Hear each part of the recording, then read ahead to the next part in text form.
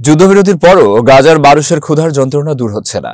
WHO যুদ্ধবিরতি কার্যকর হওয়ার 2 সপ্তাহ পরও গাজায় ক্ষুধার সংকট বিপর্যয়কর পর্যায়ে আছে বলে সতর্ক করেছে বিশ্ব স্বাস্থ্য সংস্থা ডব্লিউএইচও।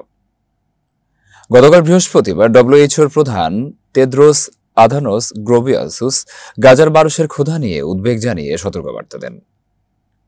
এদিকে গাজায় মানবিক সহায়তা প্রবেশে বাধা দেওয়া বন্ধ করার জন্য বিভিন্ন আন্তর্জাতিক ত্রাণ সংস্থার পক্ষ থেকে ইসরায়েলের প্রতি আহ্বান জানানো হয়েছে। ত্রাণ সংস্থাগুলো বলেছে, অবরুদ্ধ গাজায় যে পরিমাণ খাদ্য সরবরাহ করা হচ্ছে তা সেখানকার মানুষের পুষ্টি চাহিদা পূরণের জন্য যথেষ্ট নয়। জাতিসংঘের বিশ্ব খাদ্য কর্মসূচি বলেছে, গাজায় প্রতিদিন 2000 টন ত্রাণ সহায়তা পৌঁছানোর কথা থাকলেও এর চেয়ে অনেক কম পৌঁছাচ্ছে। এর কারণ, ফিলিস্তিনি ভূখণ্ডটিতে বর্তমানে মাত্র 2টি প্রবেশদ্বার খোলা রয়েছে। বিশ্ব স্বাস্থ্য সংস্থার প্রধান গেব্রিয়াসুস বলেন, পরিস্থিতি এখনও বিপর্যয়কর পর্যায়ে আছে, কারণ যা প্রবেশ করছে তা একেবারেই যথেষ্ট নয়।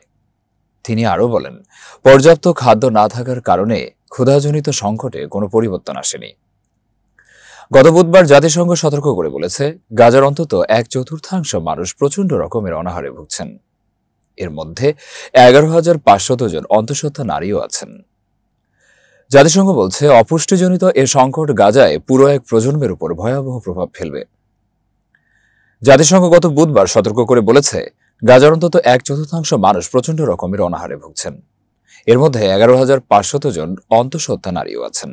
জাতিসংঘ বলছে, অপুষ্টিজনিত এ সংকট গাজায় পুরো একটি প্রজন্মের উপর ভয়াবহ প্রভাব ফেলবে। জাতিসংঘ জনসংখ্যা তহবিল ইউএনএফপিএ উপনির্বাহী পরিচালক অ্যান্ড্রি সেভারন্টন গত বুধবার বলেন, গাজায় এখন নবজাতকের 70%ই অপরিণত অবস্থায় বা কম ওজন নিয়ে জন্ম নিচ্ছে। 2023 সালে অক্টোবরের আগে এ হার ছিল 20%।